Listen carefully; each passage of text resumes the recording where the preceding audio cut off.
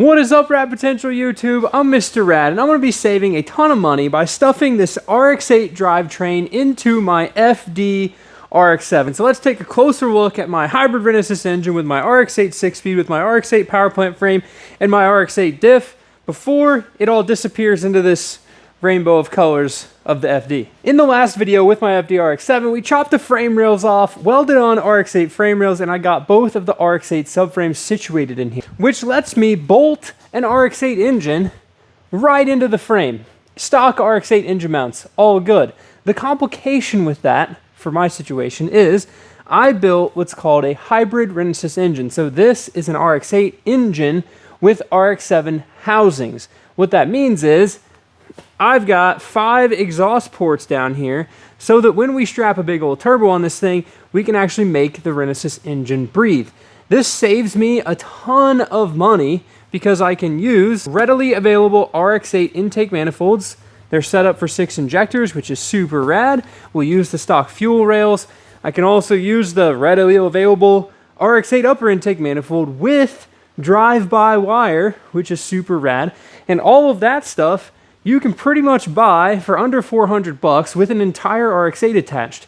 If you were to try to buy an FD RX7 upper intake manifold, you would probably spend $400 for just the throttle body and the upper intake. So, already saving a ton of money by just running the RX8 accessories. Stepping back, we have a Series 1 RX8 transmission, also available, included with the price of your intake manifold, 400 bucks. Keep going, power plant frame. So this is where this swap gets complicated again. The FD is 96.3 inches wheel to wheel. So center line of the rear axle to the center line of the front. The RX8 is 106 inches.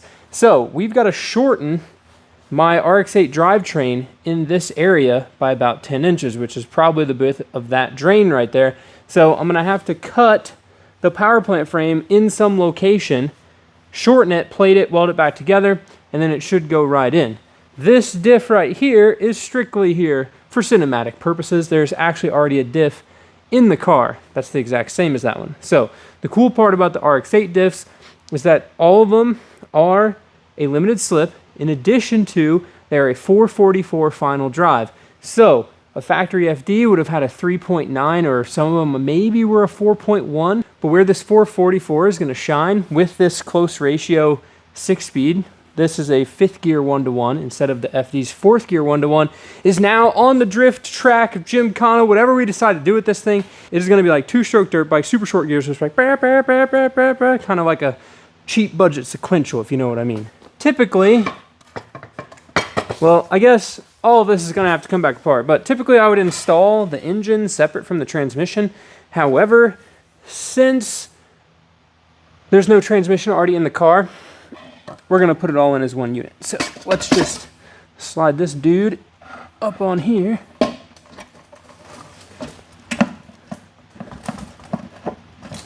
That is so easy, not in the car.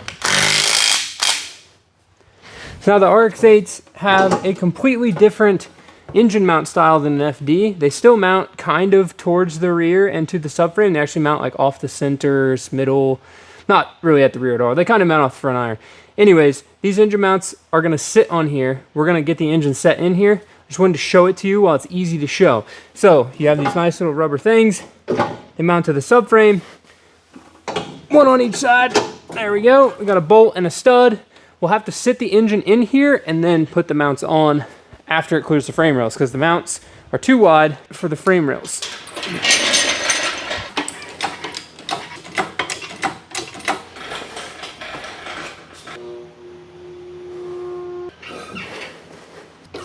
Whoop. A little too fast there.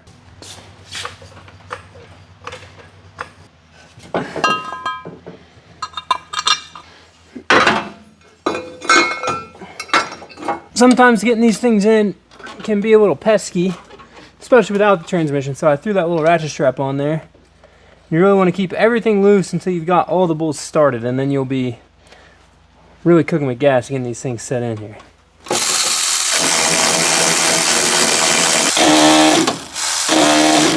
Should be able to set this down, and hopefully the front of the car doesn't fall off. Ooh. I hear some creaking. Nailed it. Okay.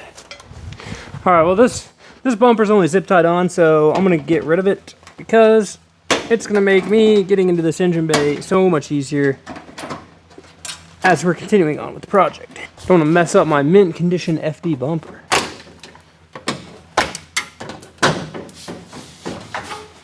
Perfect. Now we got all the space. So I'm curious to see now if the RX8 intake manifold is going to clear the firewall if I'm going to have to cut stuff. That's kind of, at this point in the build, it's all about starting to put everything in place so we know where it all needs to go before we like finish out the fabrication and then have to change what we built because we didn't know what we needed. Does that make sense? I'm trying to get as far ahead as possible, but yet maintain a good eye for the future. The moment of truth. Is this gonna fit?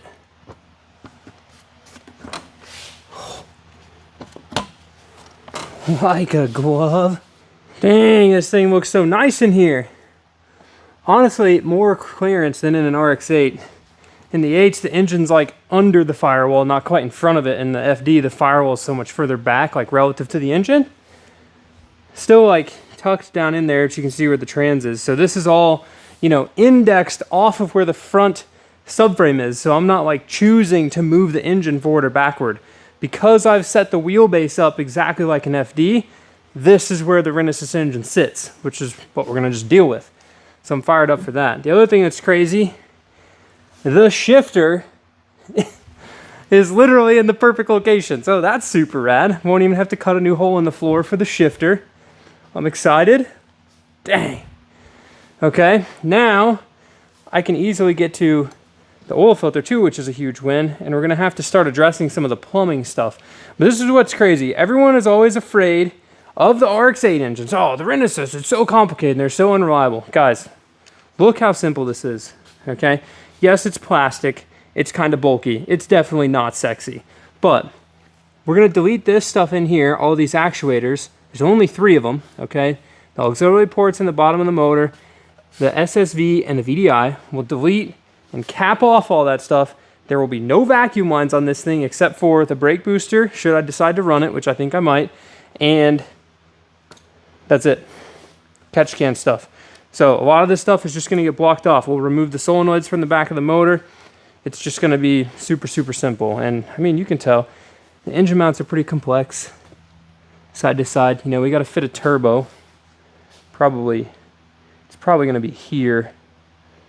And the downpipe's gonna go that way, if I had to bet.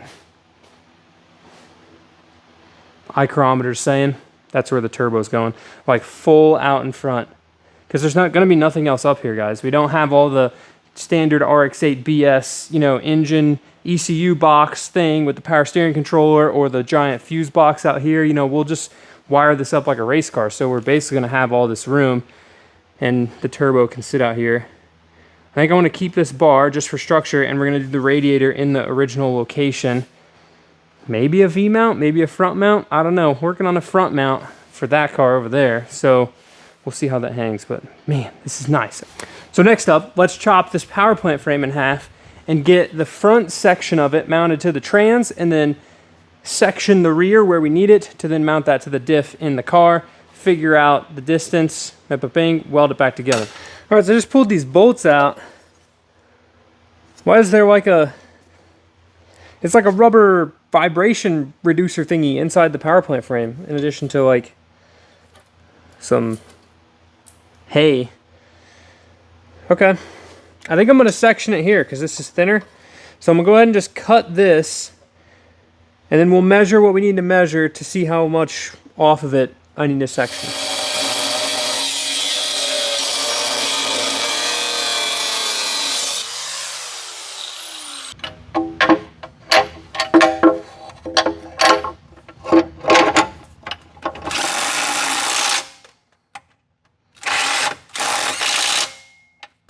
Shifter is right in the middle. We're not hitting the FD frame rails in any location. That's pretty nice. So I think I just want the distance feel like that's gonna have to go up. And that's gonna have to go up higher, and it's gonna hit this plus or minus the slot that's in the front. So we've got 8 1/4. So I need to cut that one off at 8 1/4.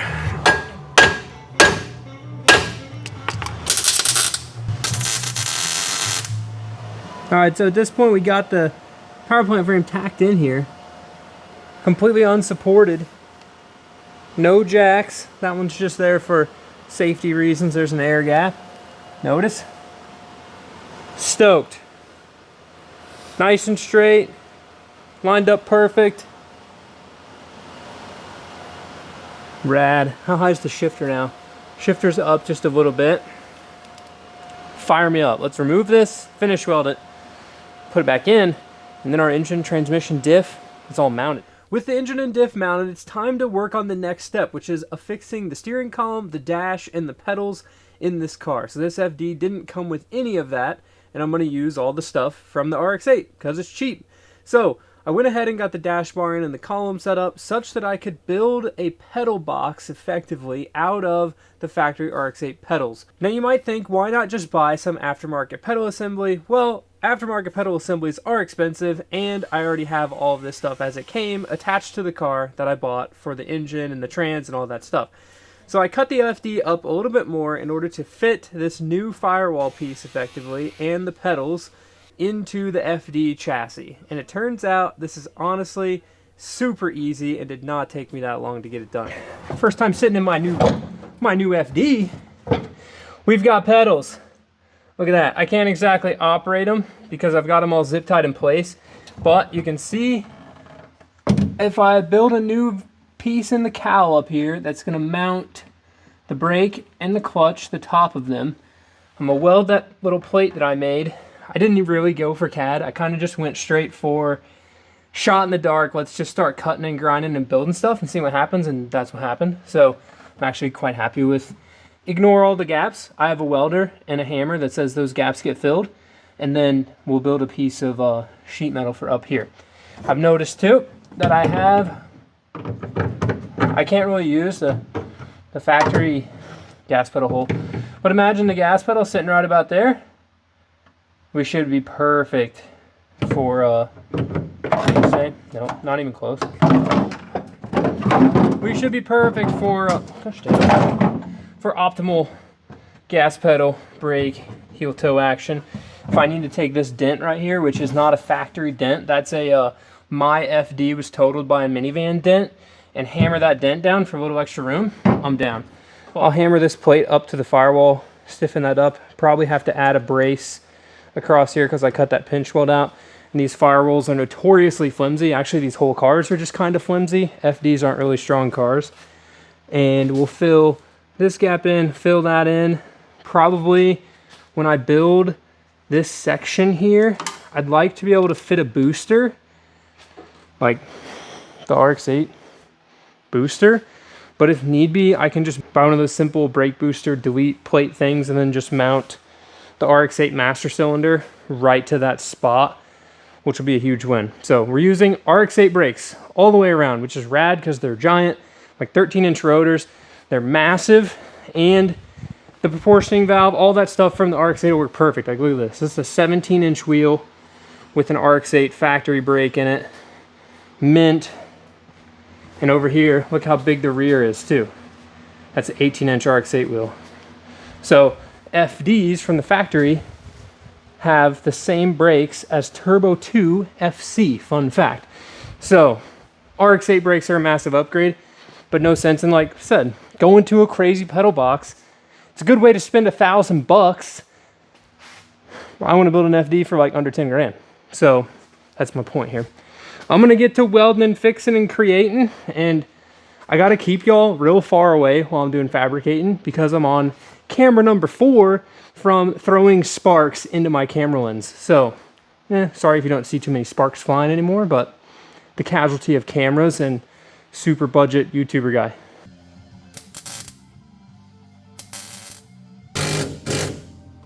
We've got to fill, so I've got to fill this hole yet.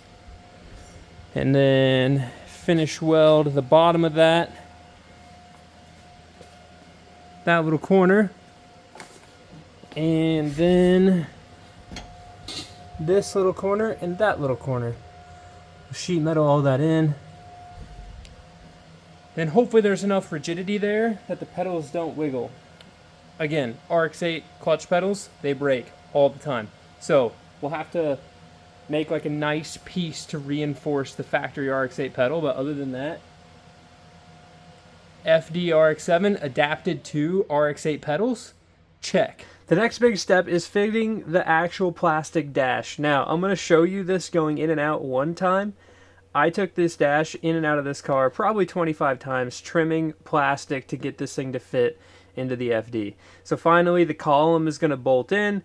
Everything hooks up to the steering rack. We're ready to rip. Check this out. I am so stoked with how this came together. Choo! And just like that, we got a dash. We got to put the final touches on this thing.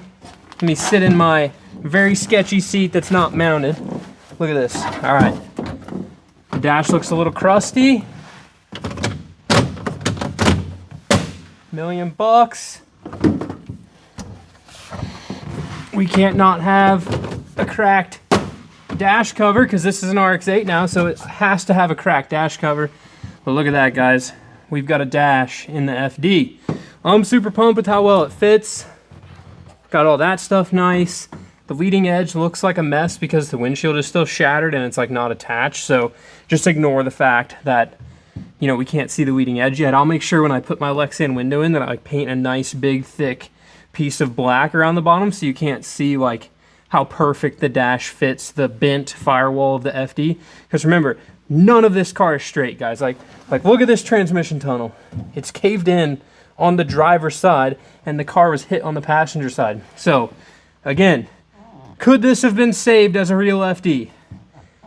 Probably. It was a clean title car, but technically this is like the most totaled FD. Okay, so this is the best feature about this whole dash swap and column swap and pedals and everything, slash also kind of an inconvenience. All right, one, the best thing, look at this factory tilt column.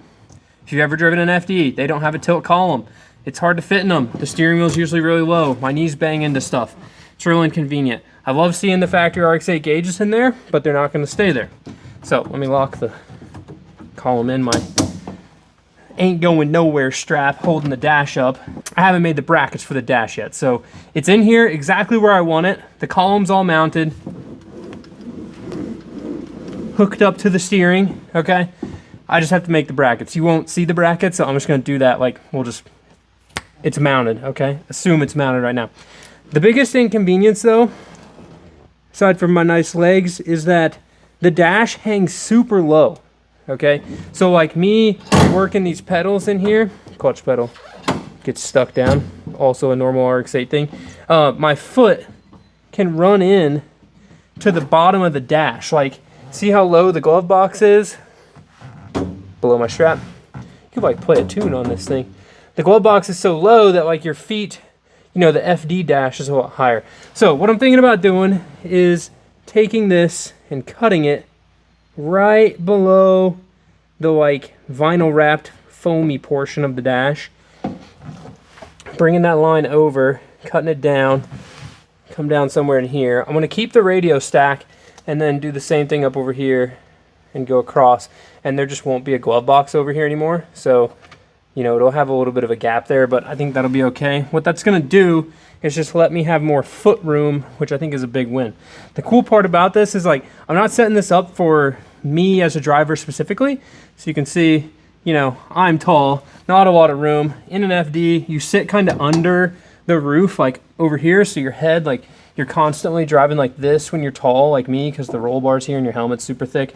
So usually if I can get like my fist in there, like we got space for a helmet, but if there's a roll cage in here, it's gonna get tight. With this not being set up for any specific series or me as a driver, the tilt column is gonna be rad, and the stock pedals are rad because I'll put the seat on a slider so then different people can drive this thing, which will be super sick. So this factory RX8 steering wheel is gonna go away. It'll have like just a normal, you know, 350 mil race wheel in it with a quick release. The column will stay in there as a tilt, which would be sweet. Keypad over here, and I'm hoping I can get an IC7 display to go up here instead of doing dumb gauges or just like a CAN bus gauge. The most important thing about this build, guys, is like super budget, okay? One, I don't have a ton of money to spend on this car. You know, we're just building this out of leftover parts, trying to test the hybrid, like making something cool out of stuff that isn't unrelatable to you guys, right? But the big thing I've always said, so like we did Chuckle Chevelle and on my green RX8 back there, is like the most important part as somebody who's built some crazy cars for people is engine management. All right, so cheap, crappy, totaled FD, cut apart an RX8, but we want to get a good ECU in this thing, and we want to get at least some sort of a good dash so we don't blow it up. You can make really crappy engines run really well on good engine management, but if you have a $100,000 motor and you put it on a Power FC with a factory FD harness that's all crunchy, it's gonna blow up no matter how good the motor is, because it's not the motor's fault. So I want to spend some of the money. Like, the most important investment in this car is engine management and wiring, which we'll get to in a future video, okay? So watch the video, share it with your friends, then we'll be able to do cool wiring stuff. But I'm so pumped for this. This is sick. It's like a whole vibe in here. I feel like I'm in an RX8, but I'm hitting my head on stuff and tipped to one side, and I can't see my feet. And for some reason, this RX8 transmission is stuck in gear or stuck in neutral. I don't know why it won't shift.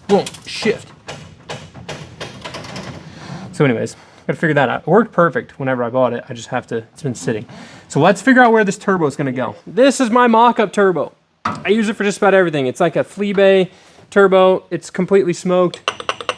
But I think I wanna position it almost in the same location as where the turbo is going on the REW swapped RX8, okay, which is about right here. What can I wedge in here to make this stay? That's gonna stay. Oh, nice. A little further forward, actually. Probably right there. Stay. Okay. Now I can show you all up close and personal. So this is where I want this turbo to sit. All right, still well below the hood. Can honestly go up a little bit. The radiator is going to be in the stock location, so it'll be V-mounted. We'll have tons of space in here for an intake. And up pipe, come right up here into the turbski. Down pipe's going to have to miss this, so I may have to go a little higher. You can see we're kind of right in the way. Down pipe's going to go up, over, and then down that hole. I think that's going to be a huge win. I have a bunch of sheet metal work to do on this car, okay? That is not a ludicrously successful title and thumbnail. Hey, watch me weld in a bunch of sheet metal on my FD RX7. So I'm gonna finish all the sheet metal. Once I get the wiring and stuff started and we're putting an ECU and a fuel system, all of that in the car, because I have more sheet metal work to do in the back, you guys will see in that video all of this sheet metal work get completed, okay? We're also gonna be building the turbo kit for this, which is going to be a fun science project because I really want to test 5 exhaust ports versus 2 exhaust ports. So expect to see for sure 1 turbo manifold built, and then we're either going to modify that or I will build a second one, which is going to be rad to see the difference. Ernie, Failings Performance, will take this to the dyno, we'll rip it, see what she makes, change it, rip it again. I'm pumped. I think this whole hybrid experiment is going to be pretty gnarly. So take one last look. It's going to be the end of the video. It looks like a real car now. It has a seat and a steering wheel, pedals, and I'm fired up. So with that, thank you guys so much for watching the videos. Getting the hybrid built with Vlad is rad. Getting it stuck in the FD RX7 is also rad. And seeing this thing actually look like a car is the most rad. So there's a lot of projects I've got going on in the background. I like to upload videos where it's like all centered on one car and not like 10 minutes on one thing and 5 minutes on the other, and 2 minutes of it was the title and thumbnail. So I've been accumulating videos, all right? There's things in the background. The Patreon guys know everything that's going on, especially if they're a member of Radworks, which is like the secret projects division. You know that, plus the other one. So go check that out. In addition to Mr. Radvertisement here at the end, the rotor trays, rotor stands, t-shirts, hats, radpotentialracing.com. It's a great way to support the channel. Every proceed ever goes dumped straight back into all the cars. So with that, thank you guys so much for watching. Live a life you don't need a vacation from, and keep it rad. It's just sick. turb ski. And that's honestly bigger than the turbo that's probably going to go on this, unless we're just like super investing in engine management and I buy another flea bay turbo like what's on the Buzz, the Turbo RX8, which I drove here today. Been the daily driver for the past while. And then we got that. And all of this going on. Peace, guys.